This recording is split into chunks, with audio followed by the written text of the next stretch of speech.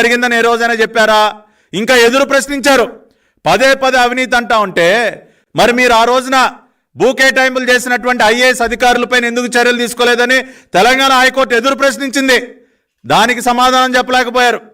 కాబట్టి ఇవాళ ఒకదాని తర్వాత ఒకటి వీళ్ళు చేస్తున్నటువంటి తప్పుడు ఆరోపణలు ఏవైతే ఉన్నాయో అవన్నీ కూడా పచ్చి అబద్ధాలని చెప్పి దయచేసి రాష్ట్ర ప్రజలందరూ కూడా అర్థం చేసుకోండి.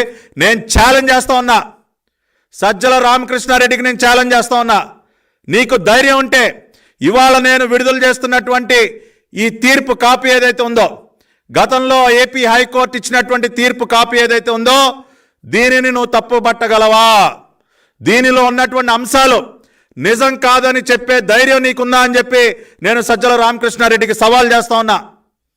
The High Court of Andhra Pradesh had clearly stated in 2006 itself that the land allotments that are done to IMG Bharata were with certain conditions, with a condition that 700 crores had to be invested by IMG Bharata, with a condition that they have to establish world-class sports infrastructure in and around Hyderabad.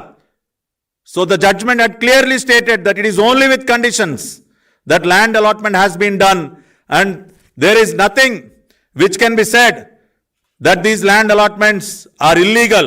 ఈ వీటిని తప్పుపట్టాల్సిన అవసరం ఏమాత్రం కూడా లేదు అని చెప్పి high court చాలా స్పష్టంగా చెప్పింది.